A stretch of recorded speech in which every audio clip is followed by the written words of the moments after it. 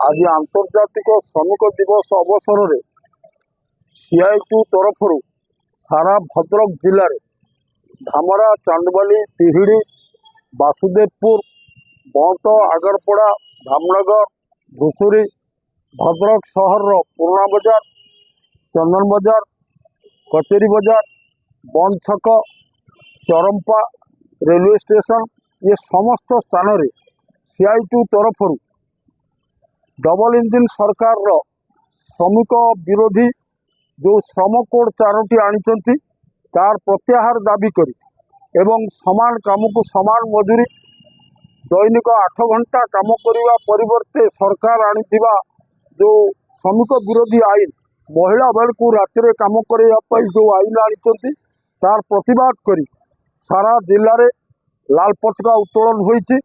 आज अपराह्न 4 घटिका समय बंद छकरू एक सुशोभित पटुआ आम सीआईटी नेता साथी शेख कमर, साथी कालंदी पात्र, साथी शांतिलता नायक, साथी नवकिशोर बेहेरा, साथी अभिन्न राय, साथी निरंजन पाणी, साथी सुब्रत सामल, साथी बसंत नायक एवं बहु श्रमजीवी मनीष मान नेतृत्व में शहर परिक्रमा कला परे स्टेट बैंक छक निकट में एक साधारण सभा आज अनुष्ठित होईछि। समग्र ये साधारण सभा आज सीआईटी साधारण संपादक साथी रमेश जेना, सीआईटी भद्रक जिला संपादक साथी कालंदी पात्र एवं खेतमजूर यूनियन नेता साथी प्रफुल्ल पाढ़ी एवं गणतांत्रिक महिला समिति राज्य संपादिका सुरजिता नायक एवं सीआईटी नेता विष्णु दास एमाने समस्ते निज निज वक्तव्य किपरि भाव में मोदी सरकार सबका साथ सबका विकास नारे सारा देश रे आज आपण माने उपलब्धि करुवे अमेरिका साम्राज्यवाद विस्तार करी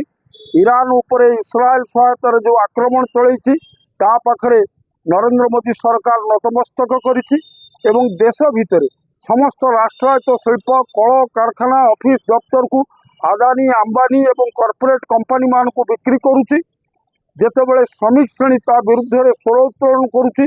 भारतवर्ष मंदिर मस्जिद गिरजा नारे राम रहीम जीशु नारे देश भितर विभेदर पाचेरी तैयारी करुछि तार प्रतिवाद करी भारतवर्षर गणतंत्र चतुर्थ स्तंभ तार सुरक्षा भारतवर्षर धर्मनिरपेक्षता भारतवर्षर संविधान गणतंत्र को सुरक्षा करने एवं श्रमिक विरोधी श्रम कोड 4टी को प्रत्यावर्तन करने दाबी करी सीआईटी तरफ आज आंतर्जातिक विश्व श्रमिक दिवस अवसर में खोला सभारे आज समस्त वक्ता माने वक्तव्य देइछन्ति। जाति धर्म वर्ण निर्विशेष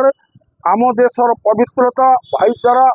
देशर एकता को सुरक्षा करने श्रमिक श्रेणी अधिकार को सुरक्षा करने समस्ते भद्र शपथ नवा को आमे आज विश्व श्रमिक दिवस रे भद्रकवासी को निवेदन करूँ।